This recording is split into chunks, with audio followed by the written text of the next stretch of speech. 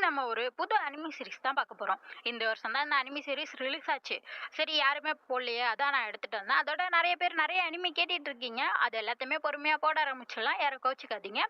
இந்த அனிமே சீரிஸா ஆன்லைன்ல சொல்லணும்னா, நம்ம ஹீரோயினி கேம்க்குள்ள போயிருவா ஒரு கேரக்டரா. இது எப்போதும் நடக்கிறதா நார்மல் தான் நீங்களே யோசிக்கலாம். ஆனா இப்ப நம்ம உள்ள போற ஹீரோயினி ஒரு வில்லி கேரக்டர். மித்த அனிமே சீரிஸ்லாம் எப்படி அந்த வில்லியா இருக்கவங்க அந்த கேரக்டரை மாத்தி ஒரு நல்ல வாழ்க்கை வாழணும்னு ஆசைப்படுவாங்க. ஆனா இவ என்ன பண்றா, வில்லியாவே வாழணும்னு ஆசைப்படுறா. ஆனா ஏன் இவ இப்படி யோசிக்கிறா அது தெரியல. அதோட நம்ம ஹீரோ பாத்தீங்கன்னா அவன் வந்து ஒரு செம்மையான புத்திசாலி. எந்த அளவுக்குன்னா ஒரு தடவை ஒரு விஷயம் சொன்னா போதும் அவன் எல்லாத்தையும் கரைச்சி குடிச்சிருவான். அந்த அளவுக்கு ஒரு அறிவாளி அவன். அவனுக்கு வந்து ஹீரோயினிய பார்த்தோன்னே பிடிச்சிருது. அதான் நம்ம வில்லி கேரக்டர்ல இருக்க ஹீரோயினிய. அதோட இந்த கேம்ல வந்து ஹீரோக்குன்னே ஒரு ஹீரோயின் இருப்பா தெரியுமா? அந்த ஹீரோயினியும் நம்ம ஹீரோவை சுத்தி சுத்தி வரா. இதுல நம்ம ஹீரோவுக்கும் வில்லியா இருக்க நம்ம ஒரிஜினல் ஹீரோயினிக்கும் லவ் ஸ்டோரி எப்படி போகுது, அந்த கேம்ல இருக்க ஹீரோயினி என்னென்ன குட்டை குழப்ப போறா, இப்படிதான் இந்த சீரீஸே இருக்க போகுது. இதுல ஃபர்ஸ்ட் சீன்லயே பாத்தீங்கன்னா நம்ம ஹீரோ சிசில், இவன் தான் வந்து இந்த நாட்டோட கிரவுன் பிரின்ஸ். அவனுக்கு இப்ப 10 வயசு. அவன் வந்து மேக்ஸ் கத்துக்கிட்டு இருக்கான். அப்படி கத்துக்கிட்டு இருக்கப்பயே அவர்கிட்ட கேட்குறான் டீச்சர்கிட்ட, இந்த ஃபார்முலா போட்டா ஈஸியா இந்த கணக்கு முடியுமே அப்படின்னு சொல்லிட்டு. அவர் பார்த்துட்டு எப்பா இந்த மாதிரி ஃபார்முலாவே இல்லப்பா அப்படின்னு சொல்லிட்டு பாக்குறப்ப பார்த்தா அந்த ஃபார்முலா போட்டா கணக்கு ஈஸியா முடியுது. ஆகா, கணக்குல வந்து புதுசா ஒண்ணு கண்டுபிடிச்சிட்டா இந்த பையன் அப்படின்னு சொல்லிட்டு கத்திட்டு வர்றாரு. இவன் பார்த்துக்கிட்டு இருக்கான். இது ஒரு நார்மலான விஷயம் தானே, இதுக்கு போய் இப்படி பண்றாங்களே. அதோட இவன் வந்து ஒரு பெரிய அறிவாளி. அதனால எல்லாமே இவனுக்கு வந்து நார்மலா தான் தெரியும். மித்தவங்களுக்கு தான் அது ஆச்சரியமா தெரியுமா. அதனால இவன் வாழ்க்கையே ஒரு போரா தான் போயிட்டு இருக்குன்னு வச்சுக்கோங்களேன். எல்லாமே ஈஸியா அவனுக்கு தெரிஞ்சிருது. வாழ்க்கையே போர் அடிக்குதுப்பா அப்படின்னு சொல்லிட்டு இருக்கிறப்பதான் ஒரு நாள் ஹீரோயினியை பாக்குறான். அதான் நம்ம வில்லியா இருக்க ஒரிஜினல் ஹீரோயினி. அவ வந்து முன்னாடி நின்று ஹீரோ பார்த்துட்டு சொல்லுவா, இது மாதிரி நான் தான் வில்லி, உங்க வாழ்க்கையில உங்களையும் உங்க லவ்வரையும் பிரிச்சு உங்களை கஷ்டப்படுத்த போறேன் அப்படிங்கிற மாதிரிலாம் பேசிட்டு இருக்கா. அதுவும் குட்டி பொண்ணுதான். இவன் பார்த்துட்டு இருக்கான். என்னடா இவ புரியாம என்னன்னுட்டே பேசுறா, எனக்கு மட்டும் தான் புரியலையா அப்படின்னு சொல்லிட்டு பார்த்தா பின்னாடி மெய்டு பட்லரும் அவங்களும் புரியாம நிக்கிறாங்க. சரி சொல்லிட்டு அவள்கிட்ட சொல்றான், சரிம்மா ரொம்ப நேரம் நின்றுட்டு இருக்க, வா போய் டீ குடிக்கலாம் அப்படின்னு சொல்லிட்டு டீ கொடுத்துட்டு அவள்கிட்ட பேசிட்டு இருக்கான். ஏதோ நீ என்கிட்ட சொன்னில்ல, அது என்னது அப்படின்னு சொல்லிட்டு கேக்குறப்ப அவ சொல்லிட்டு இருக்கா, அதா நான் சொன்னா நீங்க நம்ப மாட்டீங்க, எனக்கு பழைய வாழ்க்கை ஞாபகம்லாம் வந்துச்சு தெரியுமா. நான் ஜப்பான்ல ஒரு பொண்ணா வாழ்ந்துகிட்டு இருந்தேன். அப்போ ஒரு கேம் விளையாண்டுகிட்டு இருந்தேன். அப்போ ஒரு ரொமான்டிக்கான கேம் விளையாண்டுருப்பா. அதுல ஒரு கேம் கேரக்டர் ஹீரோ தான் இப்ப இருக்க இந்த சிசில் ஹீரோ. அதனால எனக்கு அதுல எல்லாமே தெரியும். சொல்லப்போனா எனக்கு ஃபியூச்சர் தெரியும். ஃபியூச்சர்ல நீங்க ஒரு நோபல் பொண்ணை காதலிப்பீங்க.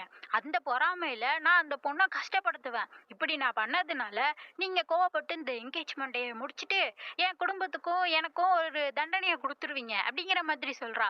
அதோட இப்படி நான் வந்து போயிட்டேன்னா நீங்களும் அந்த ஹீரோயினியும் ஒன்னா சந்தோஷமா அழுவீங்க. எப்படி, அதனால நான் ஒரு சிறந்த வில்லியாக போறேன் அப்படிங்கிற மாதிரி சொல்லிட்டு இருக்கா. வில்லி ஆனா இவளுக்கு தானே பிரச்சனை. ஆனா இவ ஏன் இப்படி முடிவு எடுக்கிறான்னு எனக்கும் தெரியல.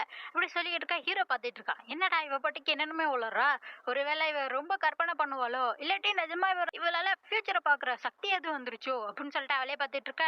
அதோட ஹீரோ கேக்குறான், சரி அந்த வில்லி வாழ்க்கை ரொம்ப பாவமா இருக்கே அப்படின்னு சொல்றப்ப இவ சொல்றா ஹீரோயினி, ஆமா எனக்கு தெரியும் வில்லி வாழ்க்கை பாவம் தான். ஆனா பாஸ்ட் லைஃப்ல நான் இருந்தப்ப நான் வந்து அடைஞ்சே கிடந்தேன். வெளி உலகத்தையே கண்டுக்காம எனக்குள்ளேயே நான் வாழ்ந்துகிட்டு இருந்தேன். அப்ப எனக்கு உதவி செஞ்சதெல்லாம் நீங்க மட்டும்தான். அதனால இந்த வாழ்க்கையில நீங்க வந்து சந்தோஷமா இருக்கணும், அதுதான் எனக்கு முக்கியம். அதனால நான் வந்து ஒரு சரியான நேர்மையான வில்லியா மாற போறேன் அப்படிங்கிற மாதிரி சொல்றா. இதுதான் ரீசன் போல இவ வில்லியா இருக்கிறதுக்கு.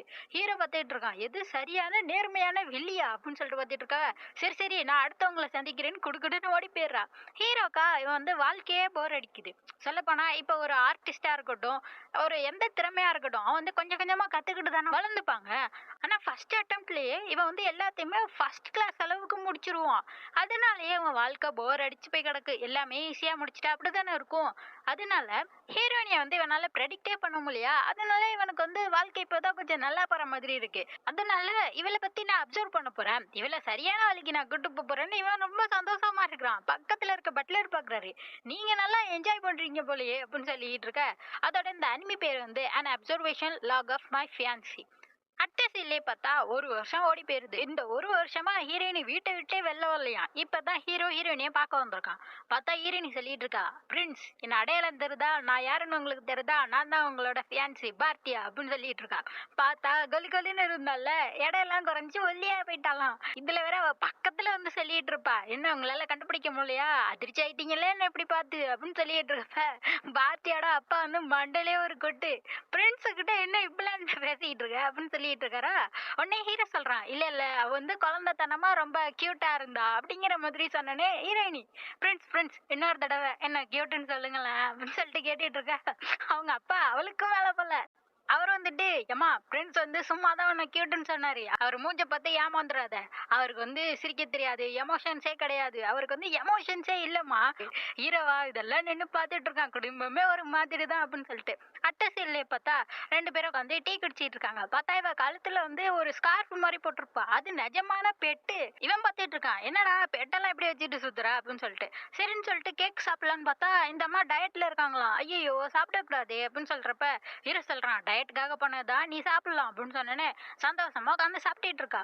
அதோட ஹீரோ வந்து பார்த்துட்டு இருக்கான். இவ வில்லியா தானே ஆக போறேன்னு சொன்னா, இவ நடந்துக்கிற இதெல்லாம் நார்மலா இருக்குது. பாட்டிக்கு இவ தப்பான வழியில போயிட போறா. இப்பதான் புரியுது இவனுக்கு வந்து இவ வில்லியாவே ஆக்கணுமா. அதைத்தான் யோசிச்சுட்டு இருக்கான் இந்த பையன். அப்பதான் வாழ்க்கை ஜாலியா இருக்கும்னு சொல்லிட்டு. அப்படியே சாப்பிட்டுட்டு இருக்கப்ப ஹீரோ சொல்லிட்டு இருக்கான், நாளைக்கு வந்து பார்ட்டி நடக்க போகுதுல்ல, அங்க நீனு வருவல்ல, என்ன பண்ண போற அப்படின்னு சொல்றப்ப, அப்பயா நான் வந்து உங்களுக்கு பர்ஃபெக்டான ஒரு ஃபியான்சியா கூட நிப்பேன் அப்படிங்கிற மாதிரிலாம் இவ சொல்லிட்டு இருக்கா. அதோட ஹீரோ சொல்றான், நீ வந்து இந்த முன் ஜென்மத்தை பத்தி எல்லாம் பேசிட்டு இருக்கீல்ல, அதை பத்தி எல்லாம் அங்க வந்து பேசிடாத, ஏன்னா எல்லாரும் இவளை பைத்தியம் நினைச்சுப்பாங்கல்ல அப்படிங்கிற மாதிரிலாம் சொல்லிட்டு இருக்க. ஆமா ஆமா அதை பத்தி எல்லாம் நான் சொல்ல மாட்டேன் அப்படின்னு சொல்றப்ப, நாளைக்கு நடக்க போற பார்ட்டி வந்து ஹீரோவுக்கு 11வது பர்த்டே. அதுக்காக நடக்க போற பார்ட்டியா. அதான் சொல்லிட்டு இருக்கான். சொன்னா தான் ஹீரோயினிக்கு ஞாபகம் வருது, ஏதோ உங்களுக்கு 11 வயசு ஆக போதா, அப்ப அடுத்த ஒரு பர்த்டே எனக்கு 10 வயசு. ஐயோ 10 வயசுலன்னு சொல்லிட்டு அப்படியே அழுக ஆரம்பிக்கிறா. என்னாச்சுன்னு சொன்னா, இது மாதிரி கேம் படி, அந்த கேம் கதை படி பார்த்தா 10 வயசுல இந்த பொண்ணோட அம்மா இறந்து போயிருவாங்களாம். எப்படி இறந்தாங்கன்னா, ஒரு ஏதோ ஒரு நோய் பரவி அதுக்கு மருந்து கிடைக்காம இறந்து போயிருவாங்க. லூனாங்கிற அந்த மூலிகை மருந்து தான் அதுக்கு முக்கியமா. ஆனா அந்த செடியை வளர்க்குறதோ ரொம்ப கஷ்டம். அந்த செடியும் அவங்களுக்கு கிடைக்கவும் இல்லையா. அதனால அந்த அம்மா இறந்தே போயிருப்பாங்களாம். அதை தான் நினைச்சு அழுதுகிட்டு இருக்கா, எங்க அம்மா இன்னும் 1 வருஷத்துல இறக்க போறாங்க அப்படின்னு சொல்லிட்டு. ஹீரோ பாக்குறான், அப்படியா அதுக்கு தான் இன்னும் 1 வருஷம் இருக்குல்ல, அதுக்குள்ள அந்த மூலிகையை கண்டுபிடிச்சிடலாம் அப்படிங்கிற மாதிரி சொல்றப்ப இவ சொல்றா, அப்படி அவங்க வந்து கதையை மாத்துனா உங்களுக்கு எதுவும் ஆயிடுச்சுன்னா அப்படிங்கிற மாதிரி கேட்டுட்டு இருக்கா. உனக்கு இப்ப கதை முக்கியமா உங்க அம்மா முக்கியமா அப்படின்னு சொல்றப்ப, ஆமா அம்மா தான் முக்கியம்னு சொன்னோன்னே ஹீரோ சொல்லிடுறான், நான் வந்து உன்னோட ஃபியான்சே, உனக்கு எந்த பிரச்சனை வந்தாலும் சரி நம்ம 2 பேரும் ஒன்னாவே முடிவெடுப்போம் அப்படிங்கிற மாதிரி சொல்லிடுறான். இப்படியே அடுத்த சீல பார்த்தா அடுத்த 1 வருஷம் ஓடிடுது. திருப்பி ஹீரோ ஹீரோயினியை பார்க்க வந்திருக்கான். அவ கேட்டுட்டு இருக்கா, என்ன நடந்துச்சு ஃப்ரெண்ட்ஸ், நான் அந்த டிசீஸ் வரும் அதுக்காக எல்லாத்தையுமே ப்ரிப்பேர் பண்ணணும்னு நினைச்சா நீங்க லெட்டர்ல சொல்லியிருந்தீங்க, நான் எல்லாத்தையும் பாத்துக்கிறேன்னு சொல்லிட்டு. அப்ப என்ன நடந்துச்சு, எனக்கு இப்ப 10 வயசு ஆயிடுச்சு, எங்க அம்மா உடம்பு நல்லா இருக்கு, இந்த நாட்டுல எந்த நோயுமே பரவாயில்லையே அப்படின்னு சொல்லிட்டு கேட்டுட்டு இருக்க. அப்பதான் ஹீரோ சொல்ல ஆரம்பிக்கிறான், இரு இரு நான் எல்லாத்தையுமே சொல்றேன் சரின்னு சொல்லிட்டு அப்படியே வாக்கிங் போயிட்டே சொல்லிட்டு இருக்கான். என்னன்னா இவ சொன்னதுக்கு அப்புறம் அந்த லூனாங்கிற அந்த மூலிகை தானே முக்கியம். இவன் போயிட்டு எல்லா ரிசர்ச்சும் பண்ணி அந்த லூனாங்கிற மூலிகை வந்து ஒரு செடி மாதிரி தான் வளரும். இவன் ஒரு மரம் அளவுக்கு பெருசா வளர்த்துருக்கான். எல்லாருமே அதிர்ச்சியா இருக்காங்க, இவ்வளவு பெருசுக்கு வளர்த்துருக்காரு, இது வந்து ஒரு புதிய கண்டுபிடிப்பு அப்படிங்கிற மாதிரிலாம் பேசிட்டு இருக்காங்க. இப்படி இவன் வளர்த்துட்டானா, அதுக்கடுத்து அந்த டிசீஸை பத்தி அந்த அறிகுறி எல்லாத்தையுமே நம்ம ஹீரோயின்ட்ட இருந்து கேட்டு தெரிஞ்சுக்கிட்டான். அதுக்கடுத்து இந்த லூனா லீஃப்ல இருந்து மருந்தும் தயாரிச்சிருக்கான். அதே மாதிரி அந்த நோயும் பரவி இருக்கு நம்ம ஹீரோயினி சொன்ன மாதிரியே. ஆனா ஹீரோ இது எல்லாமே பண்ணது வந்து ஹீரோயினி சொன்னதை நம்பி இல்ல, ஏதோ சரி செஞ்சு வைப்போம்னு செஞ்சிருக்கான். ஆனா அதே மாதிரி நோய் பரவ ஆரம்பிச்சிருச்சு. அப்ப இந்த மருந்தை கொடுத்தா உங்களுக்கு யூஸ் பண்றான்னு சொல்லிட்டு டாக்டர்கிட்ட கொடுத்தா அந்த ஆளு நம்ப மாட்டான். அவனை நம்ப வைக்கிற வரைக்கும் இந்த ஈரப்பட்ட பாடு. கடைசியா அந்த டாக்டர் அந்த மருந்தை யூஸ் பண்ணி வேலையும் செஞ்சிருச்சு. இது மாதிரிதான் அந்த டிசீஸ் பரவ விடாமையே தடுத்தாச்சு அப்படின்னு சொல்லிட்டு ஹீரோயின்ட்ட எடுத்து சொல்ல, இவ பாத்துட்டு இருக்கா, என்ன நீங்க வந்து 11 வயசு தான், என்ன இப்படிலாம் பண்றீங்க அப்படின்னு சொல்லிட்டு கேட்டுட்டு இருக்க. ஹீரோ சொல்றான், என்ன நினைச்ச, நான் இந்த நாட்டோட கிரவுண்ட் பிரின்ஸ், எங்க அப்பா எனக்கு எல்லா அனுமதியுமே கொடுத்துருக்காரு, நான் எந்த அளவுக்கு புத்திசாலின்னு எல்லாருக்குமே தெரியுமே, அதனாலதான் என்னால எல்லாமே செய்ய முடிஞ்சிச்சு அப்படின்னு சொல்றப்ப பின்னால இருந்து ஹீரோவோட பட்லர் பாத்துக்கிட்டு இருப்பான். இல்ல இல்ல ஒரு சாதா கிரவுண்ட் பிரின்ஸால இந்த அளவுக்கு அறிவாளியால இருக்கவே முடியாதுன்னு சந்தேகத்தோடயே பாத்துட்டு இருப்பான். ஹீரோ வேற இதுல மனசுக்குள்ளேயே நினைச்சிட்டு இருப்பான், டே பட்லர் நீ சொல்றதெல்லாம் எனக்கு இங்க வரைக்கும் கேக்குதுடா அப்படின்னு சொல்லிட்டு. இதே மாதிரிதான் இவங்க 2 பேரோட கேரக்டருமே இருக்கும். அதுல ஹீரோயினிக்கா இது எதுவுமே புரியல. சரி என்னமோ நீங்க அந்த டிசீஸை முடிச்சிட்டீங்கல்ல சந்தோஷம் அப்படின்னு சொல்லிட்டு இருக்கா.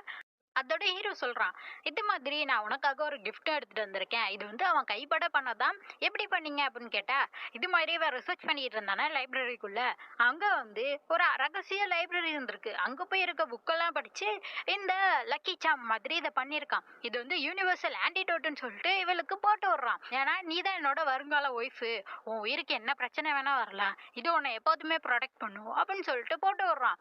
போட்டு விட்டோன்னே ஹீரோயினிக்கா ஒரே சந்தோஷம்.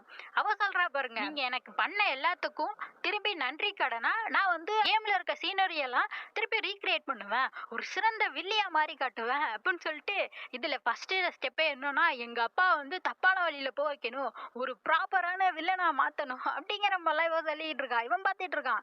நான் சொன்னதை இவ கேட்டாளா இல்லையா? ஆனா ஹீரோக்கு இவளை பிடிச்சிருக்கு போல.